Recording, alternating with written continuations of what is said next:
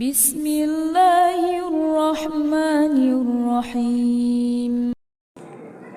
একজন পিতার উপর, মাতার উপর সন্তানের দায়িত্ব কি? পিতা মাতার থেকে সন্তানের জন্য কি কি কাজ করতে হবে? পিতার উপর এক নম্বর দায়িত্ব হলো,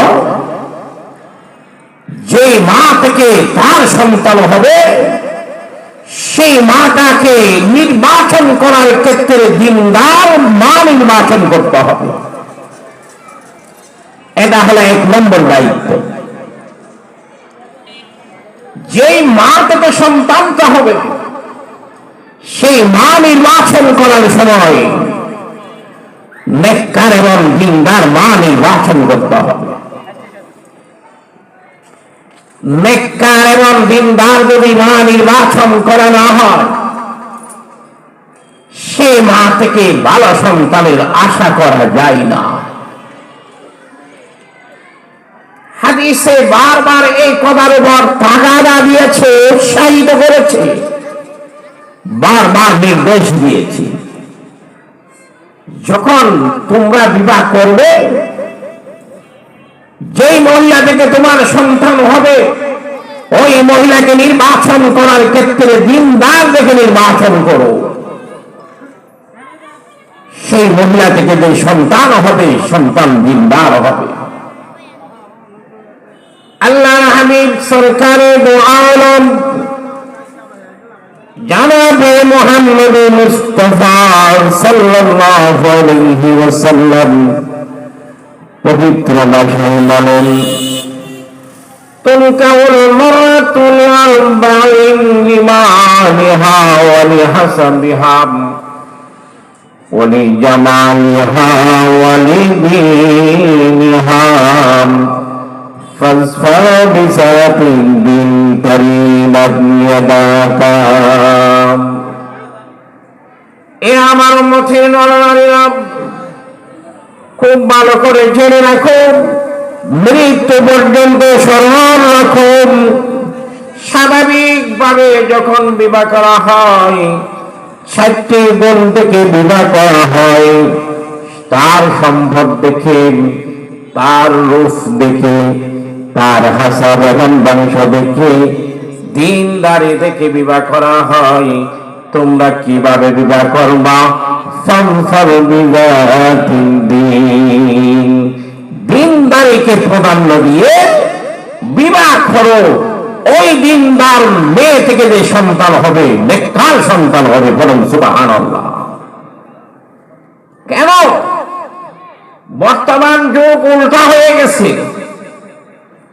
যখন নিজের সন্তানের জন্য বউ দেখতে হয়, তখন দিনদারিকে প্রাধান্য দেয় না।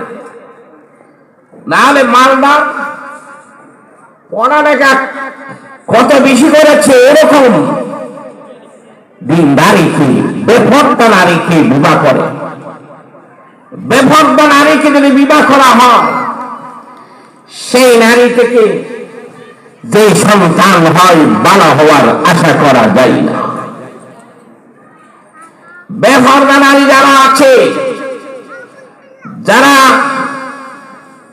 পর্দা মোতাবেক জীবন যাপন করে না, রাসূল বলে দিয়েছেন তারা হলো জাহান্নামী। যে নারী সমাজ পর্দা মোতাবেক জীবন যাপন করে না, নিজের শরীরকে আবৃত করে না, ডাকে না, সেই নারী সমাজ হলো জাহান্নামী। ওই জাহান্নামী মহিলা থেকে ভালো সন্তানের আশা করা যায় না। আমার কথা নয়, আল্লাহ হাবিব সরকারে দো আলম জনাবে মুহাম্মদ মুস্তাফা সাল্লাল্লাহু আলাইহি ওয়াসাল্লাম পবিত্র ভাষায় বলেন, সিনফানি মিন আহলিন নার লাম আরাহুমা قوم معهم سيات كأذناب البقر يضربون بها الناس ونساء كاسيات মুমিলাত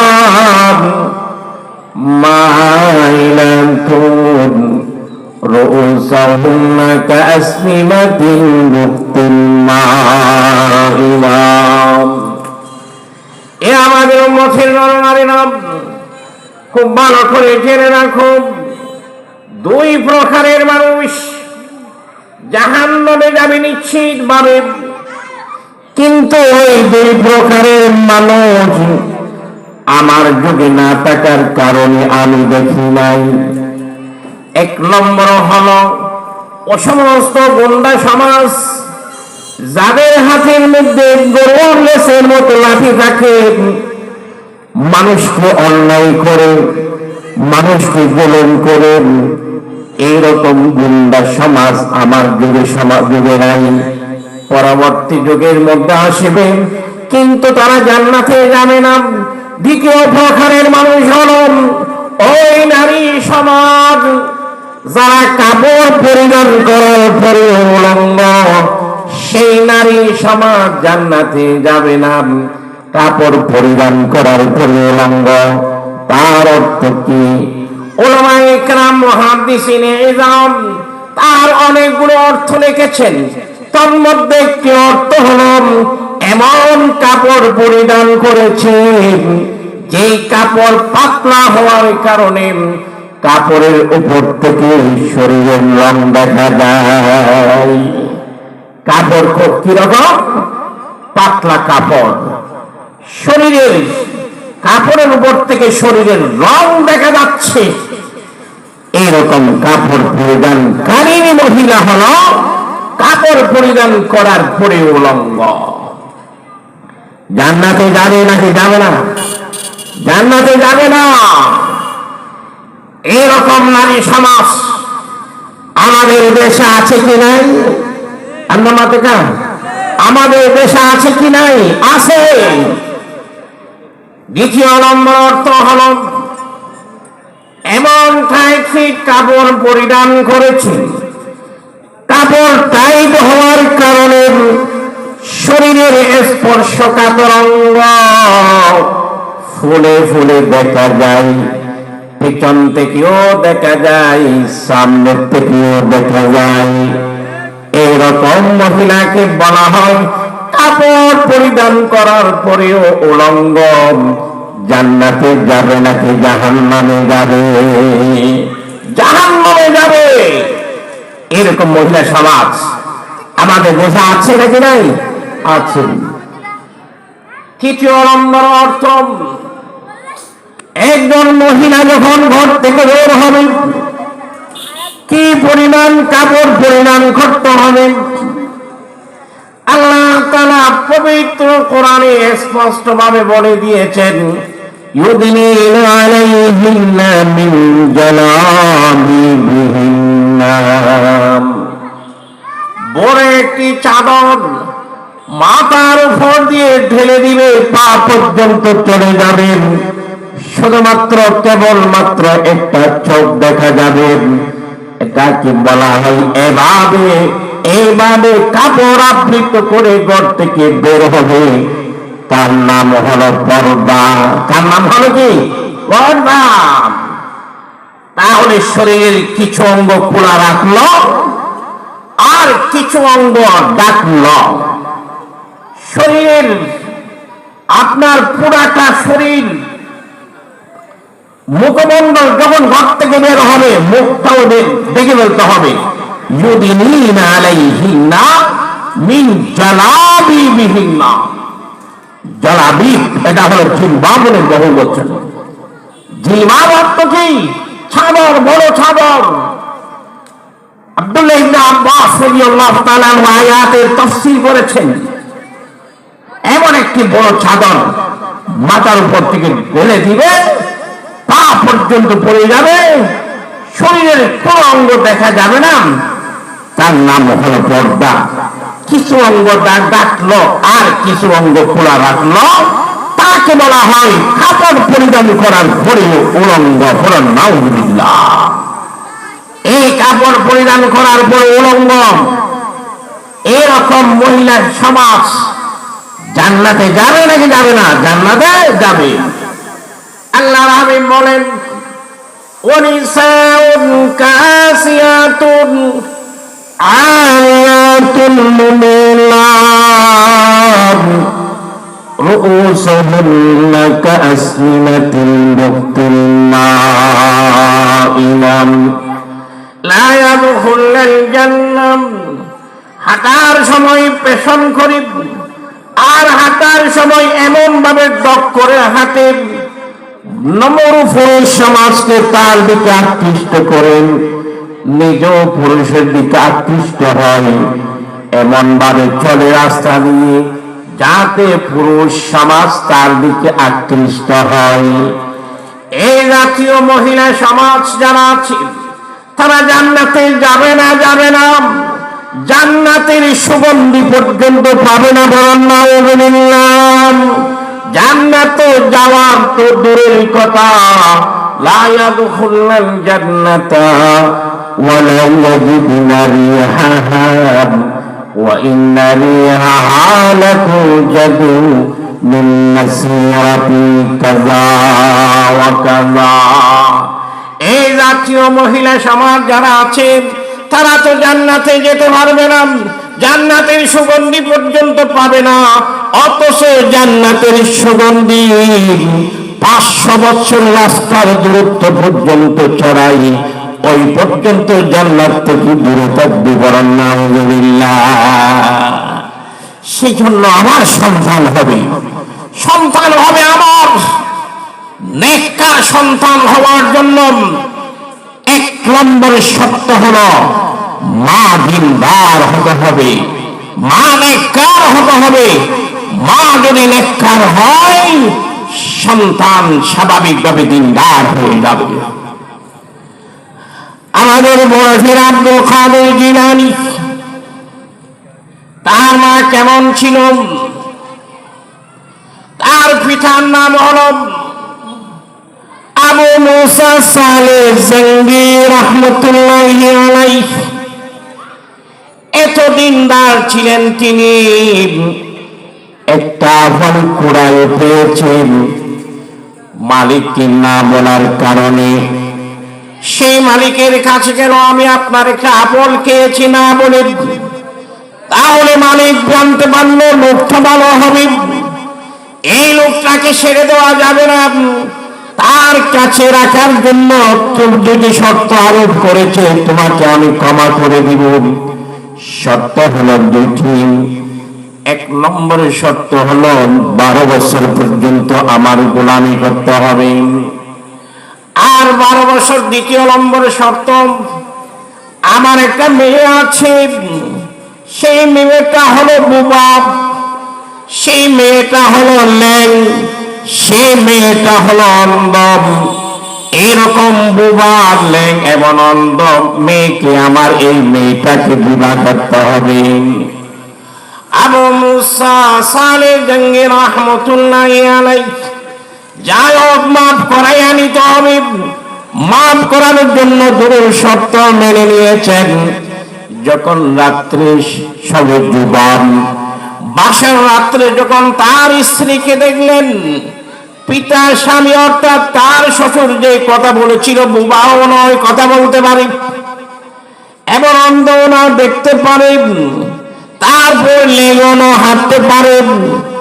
শ্বশুর আব্বাকে বললেন, ও শ্বশুর আব্বা, আমাকে আপনি গতকালকে বলেছিলেন আপনার মেয়ে বুবা, আপনার মেয়ে অন্ধ, আপনার মেয়ে লেং, কিন্তু আজকে দেখতে পাচ্ছি আপনার মেয়ে কথা বলতে পারে, আপনার মেয়ে দেখতে পারে, হাঁটতে পারে।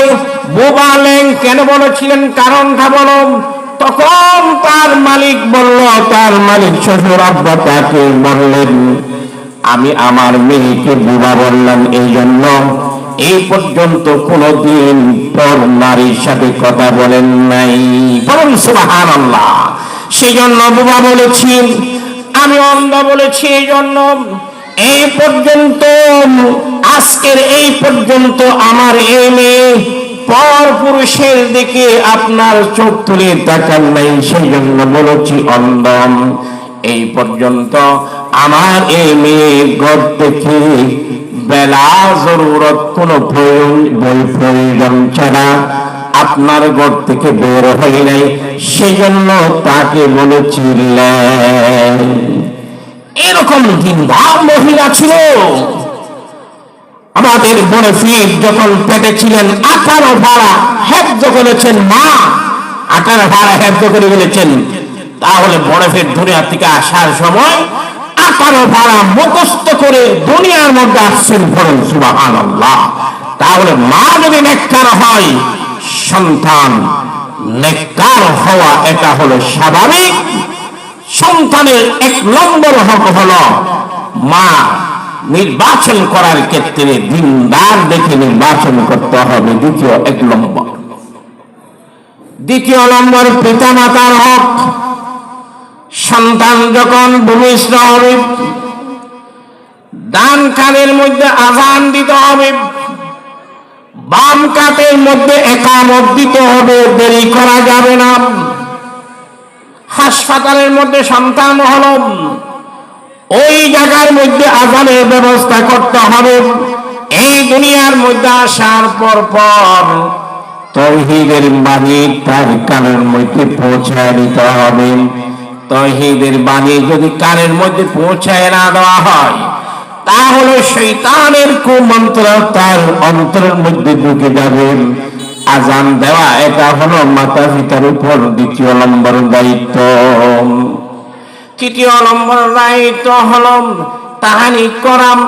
আরেকটা সবগুলি বলবো না, আমি কয়েকটা কি জরুরি আছে সবগুলি বলবো। তার যখন 7 দিন উপনীত হবে, তার জন্য আকিকা করতে হবে, নাম রাখতে হবে একটি ভালো নাম। নিজের সন্তানের জন্য নাম নির্বাচন করতে হবে। কি রকম নাম? এমন নাম যে নামের মধ্যে অর্থ আছে, অর্থবোধক নাম। যে নামের মধ্যে কোনো শিরকি শব্দ থাকবে না। কোরআন সমর্থন করে, হাদিস সমর্থন করে আম্বিয়া কিরামের নাম, সাহাবায়ে কিরামের নাম, অর্থবোধক নাম, যে নামগুলি রাখার জন্য হাদিসের মধ্যে তাগাদা এসেছে, ওই নামগুলি রাখবা।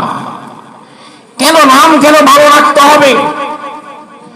এমন নাম রাখা যাবে না যেই নামটা ইহুদি, এমন কোন নাম রাখা যাবে না খ্রিস্টানদের সাথে মুশারা হয়ে যায়, মিলে যায়। ইসলামী নাম, কোরআন সমর্থন করে নাম, অর্থবোধক নাম। কেন? কাল কিয়ামতের ময়দানে সমস্ত মানুষকে আল্লাহর দরবারে ডাকা হবে নিজের নাম, পিতার নাম সহকারে। নাম যদি বলা হয়, ওই ভালো নামের প্রভাব তার মধ্যে পড়ে। নাম যদি খারাপ হয়, খারাপ নামের প্রভাব তার মধ্যে পড়ে।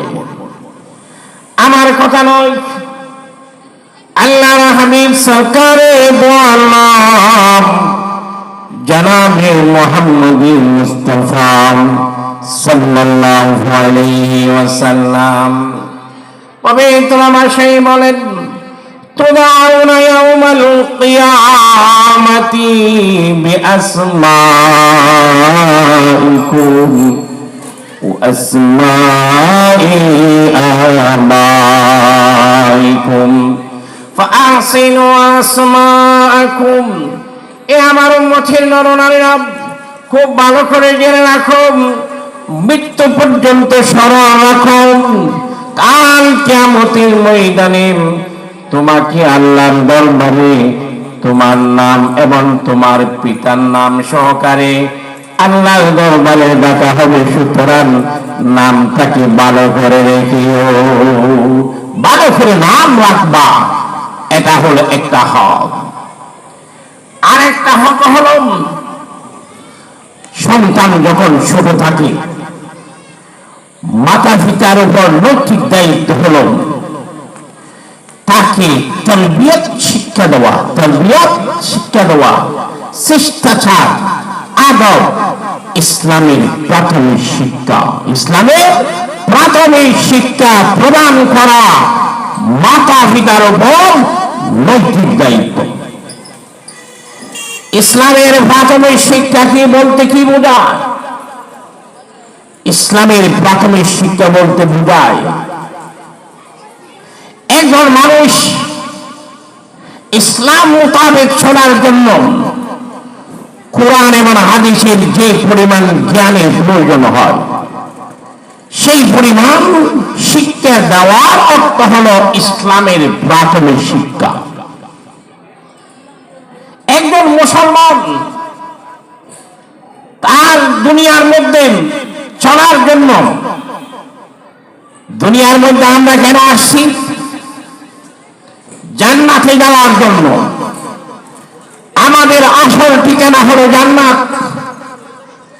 আমাদের আদি পিতা হযরত মুহাম্মদ মুস্তাফা সাল্লাল্লাহু আলাইহি, আমাদের আদি পিতা হযরত আদম আলাইহিস সালাতু ওয়াস সালাম জান্নাতে ছিলেন।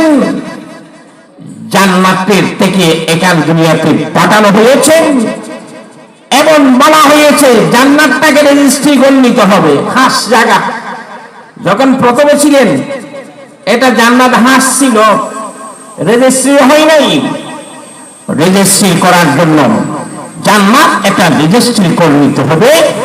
এখানে জান্নাতটাকে রেজিস্ট্রি করা যায় না, দুনিয়ার মধ্যে আসতে হবে, দুনিয়া থেকে জান্নাতকে রেজিস্ট্রি করে নিতে হবে। আমাদের আসল জায়গা হলো জান্নাত। দুনিয়ার মধ্যে আমরা এসেছি জান্নাতে যাওয়ার জন্য, জান্নাতকে রেজিস্ট্রি করার জন্য। জান্নাতে যাওয়ার জন্য যেই পরিমাণ জ্ঞানের, ইসলামিক জ্ঞানের প্রয়োজন হয় সেই পরিমাণ জ্ঞান প্রদান করা, এটাকে ইসলামের প্রাথমিক শিক্ষা বলা হয়। এই ইসলামের প্রাথমিক শিক্ষা কার দায়িত্ব? ইসলামের প্রাথমিক শিক্ষা প্রদান করা মাতা পিতার দায়িত্ব। এই দায়িত্ব যদি মাতা পিতা, কোনো মাতা পিতা অবহেলা করে নিজের সন্তানকে কোরআন শিক্ষা দিল না,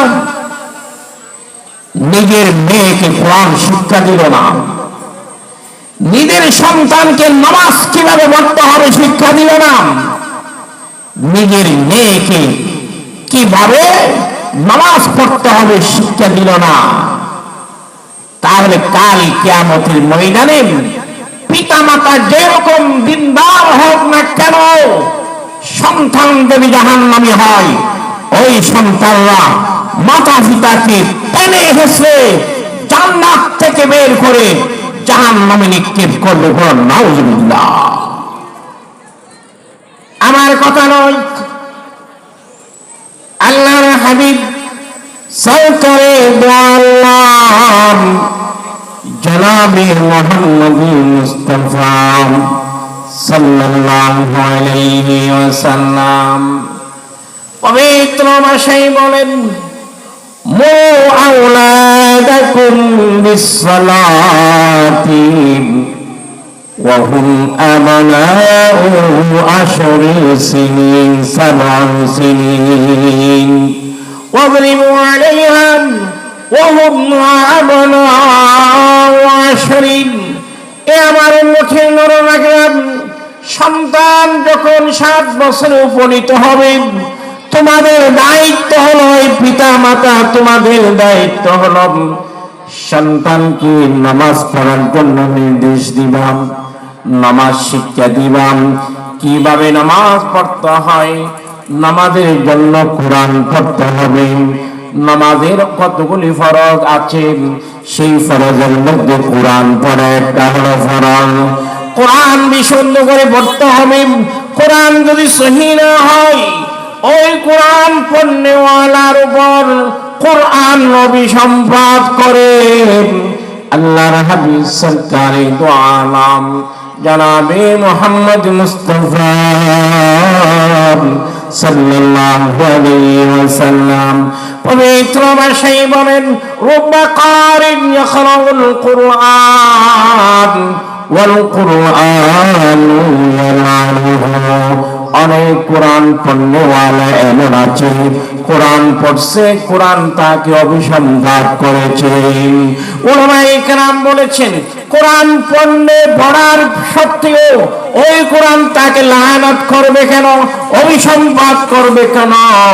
উলামায়ে কেরাম কারণ বয়ান করেছেন, কোরআন পড়ছে ঠিক, কিন্তু কোরআনের যে হরফগুলি যে জায়গা থেকে বের করতে হয়, কাম যেই জায়গা থেকে বের করতে হয়, আইন যেই জায়গা থেকে বের করতে হয়, ছোট কাম যেই জায়গা থেকে বের করতে হয়, সেই জায়গা থেকে বের না করে অন্য জায়গা থেকে বের করার কারণে কোরআনের অর্থ আপনার অশুদ্ধ হয়ে গেছে, পরিবর্তন হয়ে গেছে।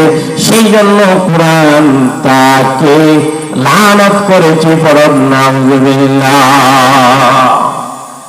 নামাজ শিক্ষা দিতে হবে না, শিক্ষা দিতে হবে না, নামাজ শিক্ষা দিতে হবে।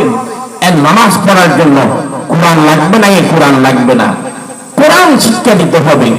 কমপক্ষে কোরআনটা দেখে দেখে, কোরআন মুখস্থ না, মুখস্থ করলে তো লাভ আরো বেশি, ফজিলত তো আরো বেশি। আপনার কোরআনটা দেখে দেখে পড়তে পারে এই ব্যবস্থা করতে হবে। আমাদের মাদ্রাসায় বর্তমান প্রত্যেক এলাকার মধ্যে নুরানি পদ্ধতি একটা সিস্টেম বের হয়েছে।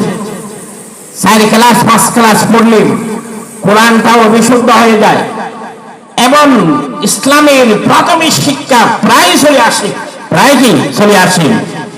অতটুক যদি শিক্ষা প্রদান করেন, তারপরে আপনার ছেলেকে স্কুলে পাঠান, কলেজে পাঠান, হাই স্কুলে পাঠান। আপনার ছেলে ডাক্তার হবে, ইঞ্জিনিয়ার হবে, আপনার ছেলে অনেক বড় শিক্ষিত হবে, কিন্তু আপনার ছেলে নাস্তিক হবে না। পড়ুন সুবহানাল্লাহ। কেন? ছোট অবস্থায় যে ইসলামী শিক্ষা জ্ঞান তাকে দিয়েছেন, হাদিসে বলা আছে, কন্নাকশি আলাল হাজরি, কন্নাকশি আলাল হাজরি। ছোট অবস্থায় কোরআনের শিক্ষা তাকে প্রদান করা হয়েছে।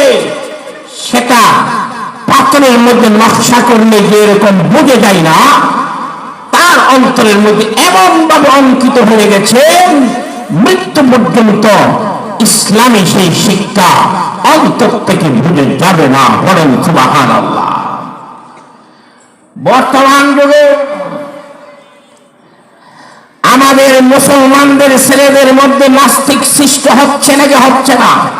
নামাতে নাস্তিক সৃষ্টি হচ্ছে নাকি হচ্ছে না? হচ্ছে। মুসলমানের ঘরে জন্ম নেওয়া, কোরআনের বিরুদ্ধে কথা বলে, মুসলমানের ঘরে জন্ম নেওয়া সন্তান আমার নবীর বিরুদ্ধে কথা বলে, মুসলমানের ঘরে জন্ম নেওয়া সন্তান ইসলামের বিরুদ্ধে কথা বলে, হজের বিরুদ্ধে কথা বলে। কেন বলতে পারে? ছোট্ট অবস্থায় তাদের পিতামাতা তাদেরকে ইসলামের প্রাথমিক শিক্ষা প্রদান করেন নাই। পড়ুন নাউযুবিল্লাহ। তাহলে আমাদের সন্তানকে আমরা ডাক্তার বানালাম, আপত্তি নাই, ইঞ্জিনিয়ার বানাবো, আপত্তি নাই, কিন্তু ইসলামের প্রাথমিক শিক্ষা প্রদান করে সবটা বানান, দুনিয়ার মধ্যে কাজে আসবে। আপনার ছেলেকে ইসলামের প্রাথমিক শিক্ষা প্রদান করে ডাক্তার বানালেন, দুনিয়ার মধ্যে কাজে আসবে। ইঞ্জিনিয়ার বানালেন, দুনিয়ার মধ্যে কাজে আসবে। আপনার বড় শিক্ষিত বানালেন, দুনিয়ার মধ্যে কাজে আসবে। আখিরাতের মধ্যে ওই সন্তান আপনার জানাজার নামাজ পড়াতে পারবে না। কিন্তু আপনার একজন ছেলেকে যদি হাফিজ কোরআন বানান, আলেমে দ্বীন বানান, সেই হাফিজ কোরআন এবং আলেমে দ্বীন যদি বামুল হয়, হক্কানি আলেম হয়, তাহলে আপনার জন্য জান্নাত নিশ্চিত। পড়ুন সুবহানাল্লাহ, সুবহানাল্লাহ। জান্নাত নিশ্চিত। আলেমে দ্বীন হাফিজ কোরআন যদি আলেমে দ্বীন হয়, তাহলে নিশ্চিতভাবে সেই জান্নাতে যাবে। আমার কথা নয়, আল্লাহর হাবিব স্পষ্টভাবে বলেছেন। আল্লাহর হাবিব সরকারে দু আলম জনাবে মুহাম্মদ মুস্তাফা সাল্লাল্লাহু আলাইহি ওয়াসাল্লাম পবিত্র ভাষায় বলেন, ইউকালু লিসাহিবিল কুরআন ইকরা ওয়ারতাকি ওয়ারাত্তিল কামা কুনতা তুরাত্তিলু ফিদ দুনিয়া ফাইন্না মানজিলাকা ইনদা আখিরি আয়াতিন তাকরাউহা। এ আমার উম্মতের নরেরা, খুব ভালো করে জেনে রাখুন, কাল কিয়ামতের ময়দানে হাফেজ কোরআনকে বলা হবে, এই হাফেজ কোরআন একটি আয়াত তেলাওয়াত করো, জান্নাতের একটি তলা আরোহণ করো, আরেকটি আয়াত তেলাওয়াত করো, জান্নাতের আরেকটি তলা আরোহণ করো। এভাবে করতে করতে যেই জায়গায় তোমার তেলাওয়াত শেষ হবে, সেই জায়গায় পর্যন্ত তোমাকে জান্নাত দেওয়া হবে। বরং সুবহানাল্লাহ। তাহলে আপনার ছেলে ডাক্তার হয়েছে, ইঞ্জিনিয়ার হয়েছে, দুনিয়ায় কাজে এসেছে, আখিরাতে না। আপনার ছেলে হাফেজে কোরআন হয়েছে, সেই জান্নাতে গেছে। বাপ যদি জান্নাতে না যায়, জাহান্নামে তাকে, ছেলে জান্নাতে বসে বসে তার শান্তি লাগবে নাকি শান্তি লাগবে না? তার শান্তি লাগবে। সুপারিশ করবে আল্লাহর কাছে, আমার পিতাকে জান্নাতে দেখতে পাচ্ছি না, আমার মাথাকে জান্নাতে দেখতে পাচ্ছি না, আমার দাদাকে জান্নাতে দেখতে পাচ্ছি না, আল্লাহ আমার জাতাকে, নানাকে, বাবকে, আমার মাকে, দাদিকে জান্নাতে দিয়ে দিই। এভাবে সুপারিশ করবে। এই সুপারিশ 100% আল্লাহ তাআলার কাছে কবুল হবে। আমার কথা নয়, আল্লাহর হাবিব সরকারে দু আলম জনাবে মুহাম্মদ মুস্তাফা সাল্লাল্লাহু আলাইহি ওয়াসাল্লাম পবিত্র হাদিসে বলেন, মান ক্বারাআল কুরআন ফাস্তাযহারাহু ফাহাল্লা হালালাহু ওয়া হারামা হারামাহু আদখালাহুল্লাহুল জান্নাহ ওয়া শাফা'উ ফি আশরাতিন মিন আহলি বাইতিহি কুল্লুহুম কাদ ওয়াজাবাত লাহুন নার। আমার উম্মতের নর-নারীরা, খুব ভালো করে জেনে রাখুন, যে ব্যক্তি কোরআন পড়েছেন, অতঃপর কোরআনকে মুখস্থ করেছেন, কোরআনের হাফেজ হয়েছেন, কোরআনের মধ্যে যা হালাল হিসাবে আখ্যায়িত করা হয়েছে সেগুলিকে সে মেনে চলেছেন, আর যে সমস্ত জিনিস কোরআনের মধ্যে হারাম হিসাবে ঘোষণা করা হয়েছে সেগুলি বর্জন করেছেন, ওই রকম হাফেজ কোরআনকে আল্লাহ তাআলা জান্নাত প্রদান করবেন। শুধু জান্নাত প্রদান করবেন তাই নয়, তার নিকটবর্তী আত্মীয় স্বজন যারা জান্নাতে যাবে তারা তো জান্নাতেই যাবেন, কিন্তু যারা জান্নাতে যাবে না, জাহান্নাম ওয়াজিব হয়ে গেছে। এইরকম ব্যক্তি কমপক্ষে 10 জনকে জাহান্নাম থেকে মুক্ত করে জান্নাতে আনার ক্যাপাসিটি এবং ক্ষমতা আল্লাহ তাআলা হাফেজ কোরআনকে প্রদান করবেন। বলেন সুবহানাল্লাহ। তাহলে ইসলামের প্রাথমিক শিক্ষা প্রদান করা, এটা হলো পিতা মাতার উপর। তাহলে বলতেছিলাম, ইসলামের প্রাথমিক শিক্ষা যেটা আছে, এটা পিতা মাতার উপর দেওয়া, এটা হলো ফরজ আইন।